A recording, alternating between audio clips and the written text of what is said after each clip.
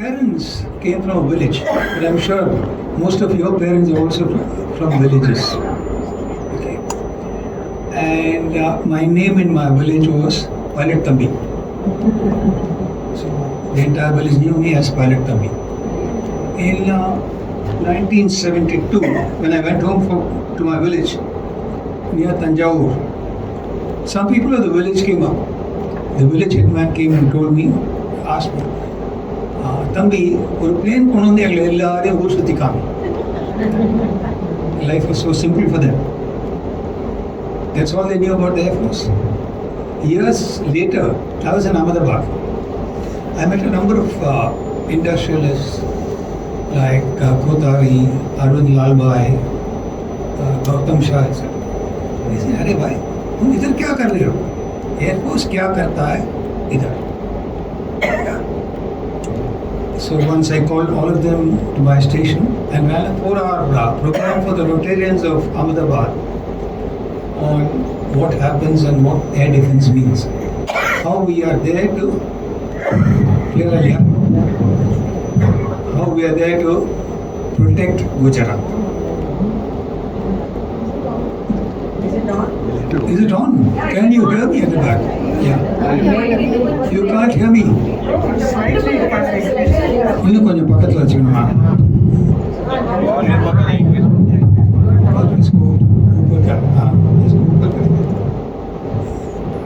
Can you hear me now?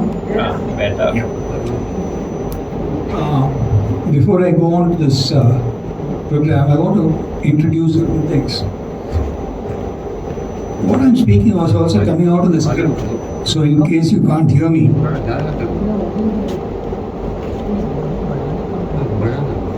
War is a political decision. The military has nothing to do with it. A lot of people don't understand this. The military does not wage wars on its own. Only after political clearance. Our doctrine is for defense only, and ours is a defense force. In 1970, Pakistan, all its years it was under military rule, went for elections. So there were elections held around mid-year that year in both East and West Pakistan. Unlike India, the constitution of Pakistan, the electoral constitutions are population based, not geography based, not area based. So technically, Bangladesh was a larger part than West Pakistan. When the elections were held, actually, this is Zulfikar Ali Bhutto, who was a very ambitious guy. He wanted to be the Prime Minister. He led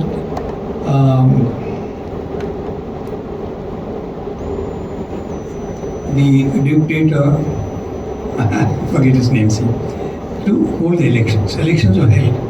In Bangladesh, 160 out of 162 seats were won by the Awami League, that Sheikh Mujibur Rahman.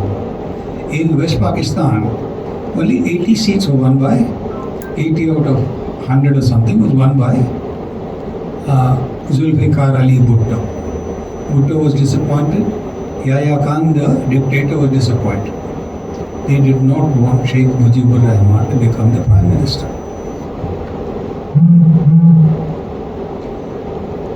What they did was, to play a trick on Mujib, they appointed a man called Nurul Amin, a Bengali, as Prime Minister.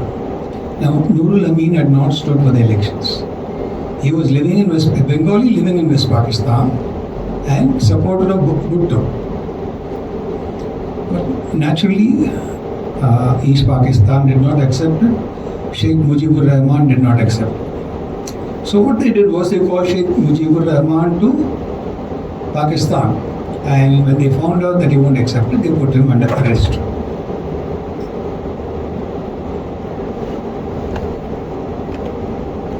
When they put him under arrest, already Pakistan was under military rule. Yahya Khan passed a genocidal order. All the males of West Bengal, East Pakistan, had to be killed. All the women were raped. That was the order passed by Yahya Khan in East Pakistan. So there was a relentless movement of refugees from Bangladesh or East Pakistan into West Bengal. We had a very big problem at that time, and hundreds and thousands of refugees came. All of us remember we used to have a thing called refugee relief. Even a postage stamp of 1 rupee or something we had to stick with our letters.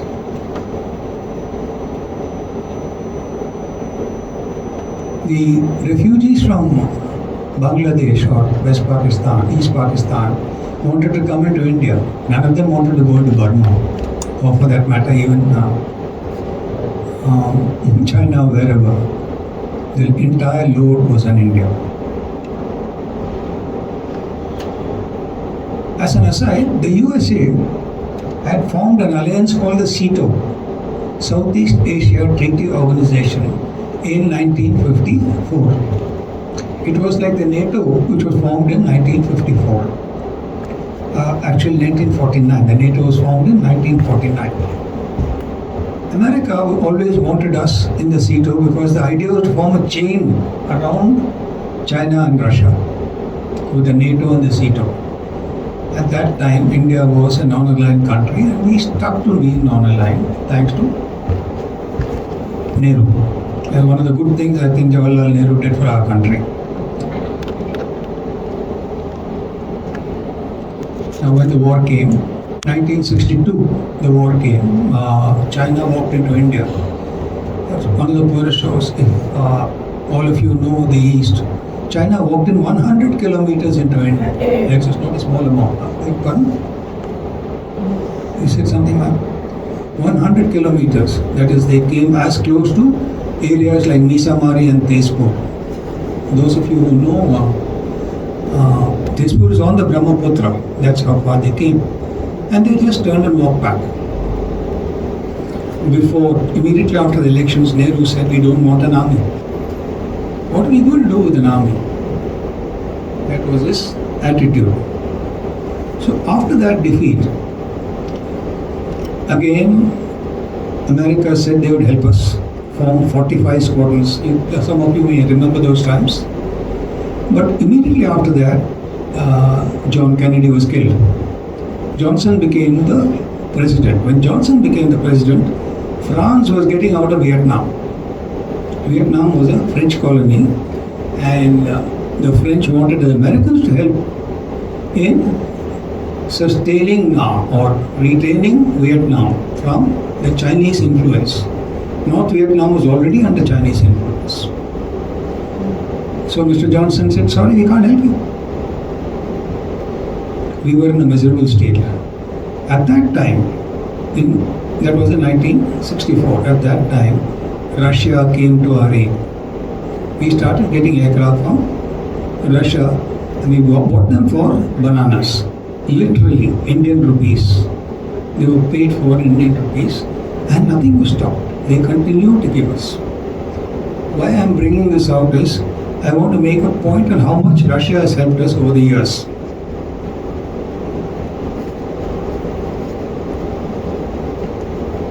In we had the elections. Indira Gandhi became the Prime Minister again in February 1971. The first big problem she had was the refugees. We had hundreds and thousands of them. Bengal was full, and they were moving into various other places. She tried to ask America for help. America wouldn't help. They were not bothered because Pakistan was an American friend. She made arrangements with Russia, which was already there, for protection. For mutual protection. The mutual protection said, if one of our countries, either Russia or India, is attacked, the other country will go to their aid. I do not know how much India could have done if Russia was attacked from somewhere else. But that was the deal.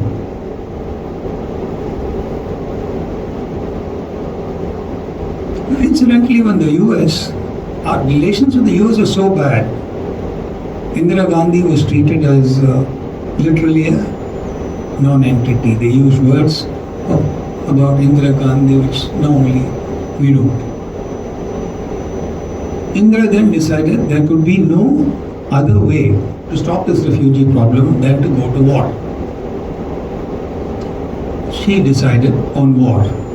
So she called Manekshaw, who was then the Indian Army chief, and told them, invade Bangladesh, liberate Bangladesh. And as the chief would ask, Manekshaw said, when? She said, tomorrow. And Manekshaw had a way of speaking with even Indira Gandhi. He used to address her as sweetie. She took her revenge on him later. That's another story. So he said, sweetie, it can't be done. He says, why? Yeah, he said, it can't be done. It's not militarily possible. And she continued saying, must do it. He says, find another person. You'll have my resignation tomorrow. And walked out.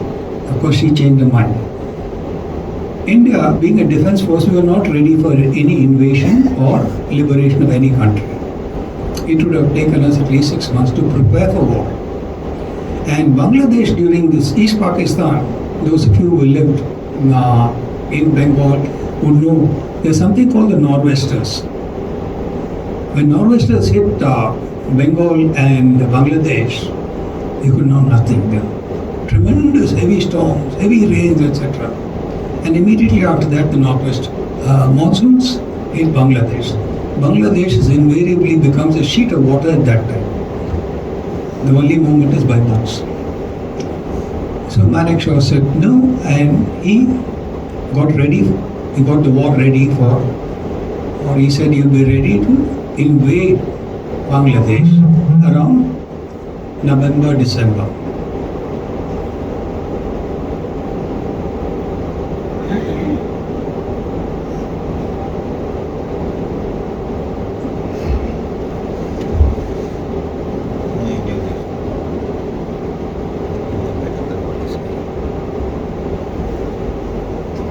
Before I go on any further, I should talk about the role of the Indian Air Force. Now, to provide transport and logistics support for the Army was the in the first 6 months. Our transport aircraft were used extensively to position the Army troops at the various bridgeheads. They had to be brought from peace stations and moved to the forward areas. Peace stations are used by the Army regularly, and they keep shifting the regiments to peace and war with 2 to 3 year gaps. So there were a lot of Army regiments in peace areas. You have one in Pallavaram also. Normally there are 2 battalions of infantry based in Pallavaram. So they were all moved by trains, by trucks, and of course by the Air Force. Now, logistic support was also provided by helicopters. Logistics support is a very complicated job, complex job. Any of you working in logistics will understand. It involves food, weapons, army men, etc., soldiers, etc. They had to be moved, positioned, warehoused correctly, and given to the troops when needed. And these people, the Army Supply Corps, Indian Air Force, and the AOC used to keep moving along with the Army, giving them these supplies. And one of the things about logistics support is also cleaning up operations after the war. I'm sure a lot of housewives will agree with me, cleaning up operations is quite a painful job. Right? The next job of the Air Force is reconnaissance. Reconnaissance is normally photo reconnaissance. I'll come to how we went about this photo reconnaissance. This is done, reconnaissance is done both pre-war as well as post-war. The third is air defense.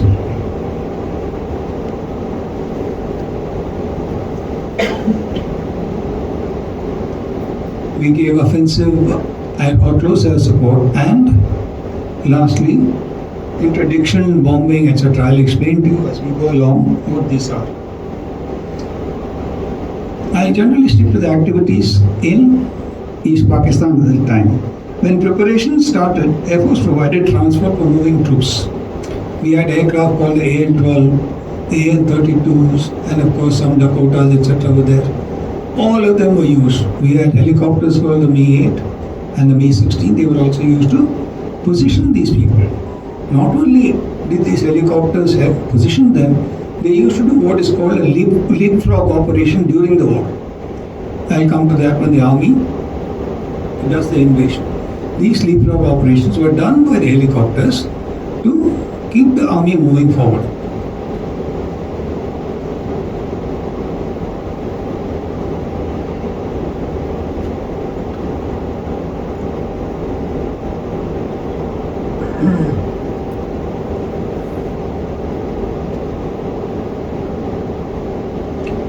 When we were preparing for the war, Pakistan knew there was going to be a war. So they were also preparing for the war. We did some air reconnaissance work. For this air reconnaissance, we used an aircraft called the Canberra. How we used the aircraft was, Canberras used to fly into East and West Pakistan, of course, extensively inside East Pakistan. I've also escorted these aircraft well into East Pakistan. How we used to do it is, the cameras used to be at low level filming. They had to be at a level where the film would come clearly. We used to be at a higher level, expecting aircraft to intercept us.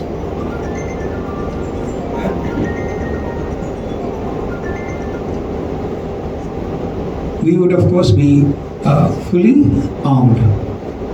Incidentally, fighter aircraft never fly alone. We always flew in pairs, giving each other what is called cross cover also. Unfortunately for me, no Pakistani Air Force aircraft came up. But a little later, 4 F-86 came near Calcutta. They were intercepted by 4 Nats from the Indian Air Force. 3 of the F-86s were shot down. The 4th person, I think, ejected very close to Dhaka. He was also. So these things happen.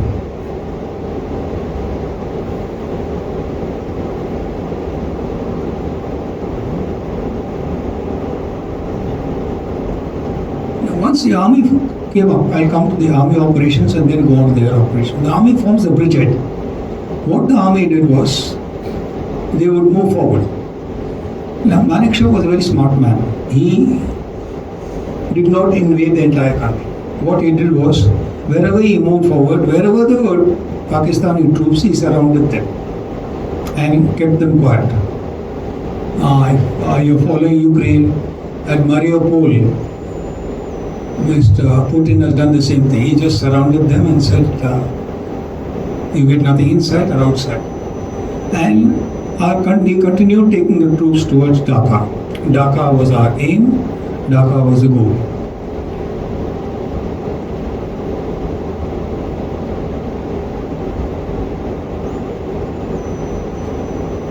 During this period when Dhaka was the goal, we used to, we were maintaining what are called operational readiness platforms. These ORPs, operational intelligence platforms, had 2 or 4 or 8 aircraft, 4 aircraft all the time. They were fully armed.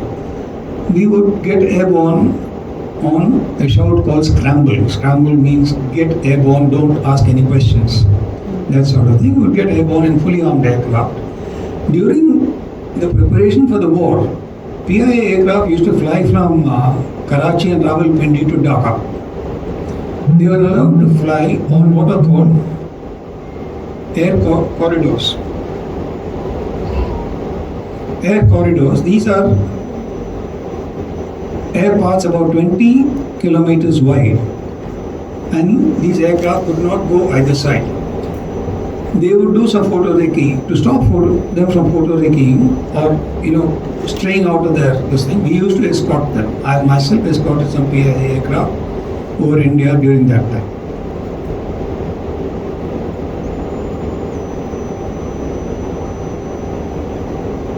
The Air Force also mounted ORPs before the war and during the war. Before the war, what used to happen is we used to be at the ORPs waiting for something to happen, and it was a 24/7 job for us. We spent a lot of time, all the bachelors. In fact, I picked up playing bridge and chess at the ORP. And I'm just closing the screensavers. that's okay. I picked up playing chess and at the ORP. ORP being a 24/7 job, most of us bachelors used to live in the ORP. The married officers, we used to allow them time if at home because of wife and children on bribes, as we were Indian after all. The bribes were food, home cooked food to keep us going.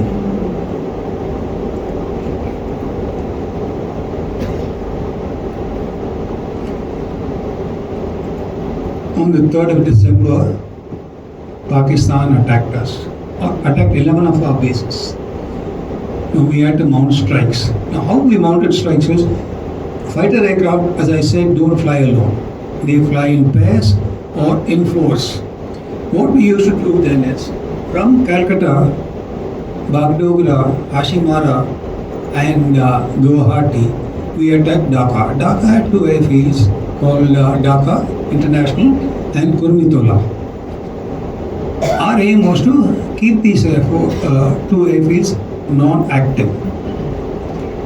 So what we used to do is take off from Tezpur, let's say, head to Dhaka, attack with 4 aircraft, bomb them with normal gravity power drop bombs, create damage on the runway and get back. And every 5 minutes there were 4 aircraft attacking Dhaka. That is the density we provided in the first 2 to 3 hours to ensure that the Pakistan Air Force was completely kept on ground. But Pakistan managed to repair these runways. We used to create launch characters for 2 days. Of course, after the 3rd day, Pakistan aircraft was completely grounded. The Air Force then concentrated on keeping those troops under siege in their places. The helicopters are used to leapfrog over those places and reach Dhaka. The war started on 13th. By the 14th, Dhaka was surrounded by the Indian Armed Forces. They had surrounded on 14th. 15th, they were given a chance to surrender, which they did. On the 16th, they were holding a conference in the governor's house where Raghavachari Ali and his generals were in a conference, were to mount a conference on the 16th. On the 16th morning, we attacked the governor's house. I was the number 2 to my boss. My attack hit the governor's house, the conference room, and the door of the conference room.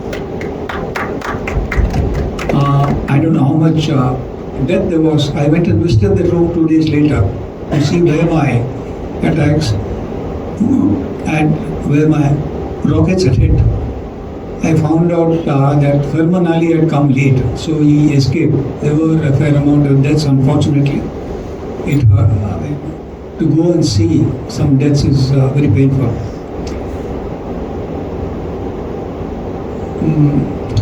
Farman Ali immediately announced the surrender within 2 hours of the attack on the governor's house. We took 93,000 prisoners of war on that. Dhaka had 2 Indian Air Force prisoners of war. And Pakistan had a number of prisoners of war of the Army and the Air Force. There were 12 Air Force prisoners of war. An interesting thing about the Air Force prisoners of war was 3 of them escaped from the prison camp and very nearly reached Afghanistan where they were caught. But whatever reasons, they were treated very well by Geneva Convention. India also treated all these 93,000 prisoners. They were kept somewhere near Nagpur for a few months, and after the Shimla conference, they were all loaded into trains and moved to Pakistan.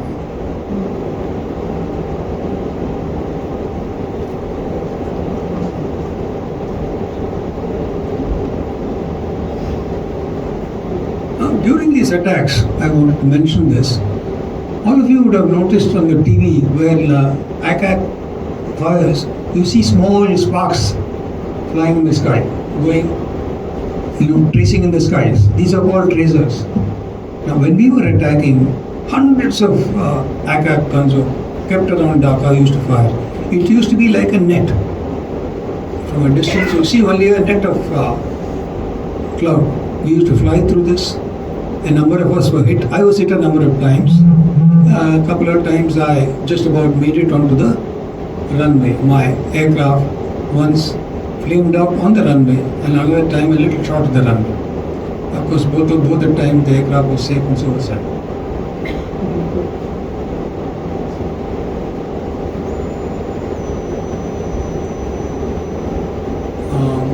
Two or three of my colleagues are ejected in Pakistan and they were brought back by the Mukti Bahini. Two more people were arrested and kept in Dhaka. At the airport, they were kept in 2 rooms. Unfortunately, they were not even told about the war. On the day of the surrender, there was a Pakistani major who went and said, opened the door and said, "You won the war, you can go." And they didn't know where to go. Sad.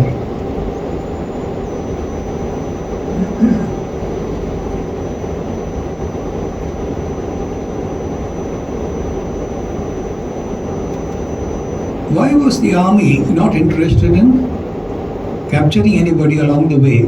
They did the siege. This is because our aim was Dhaka. Our aim was to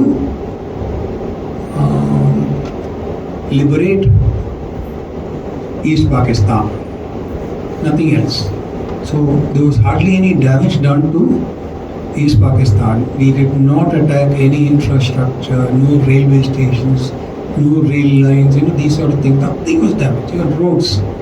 That's it. All that we did was attack the Pakistan army.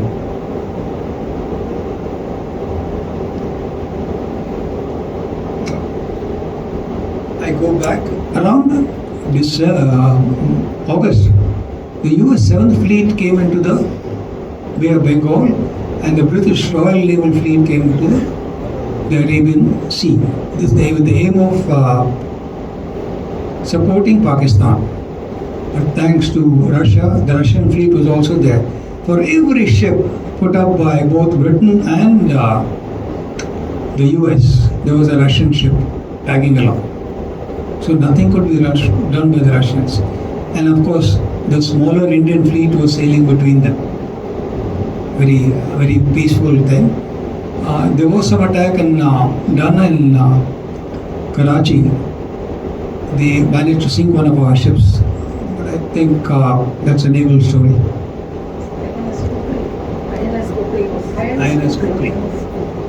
INS Kukri was... I think there's a movie also on INS Kukri. On 16th, India declared unilateral ceasefire. Once they surrendered, even in the western sector. 2 of our pilots were POWs. I told you, 92,000 people, Bangladeshis were captured by us.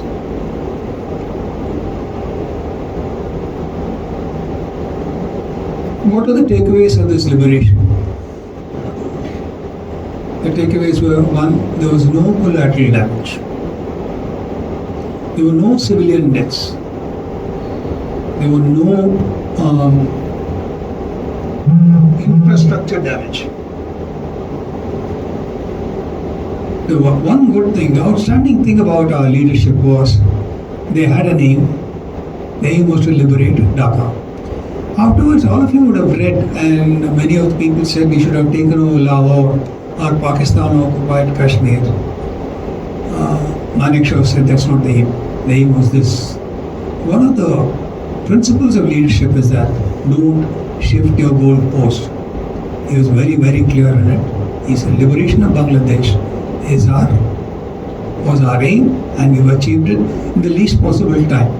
We had to do it in this time because before the UN General Assembly could even talk about this war, we had finished the war. The Security Council couldn't say anything. Of course, Russia was sitting with a veto. China and Russia were ready to veto the US moves to stop this war.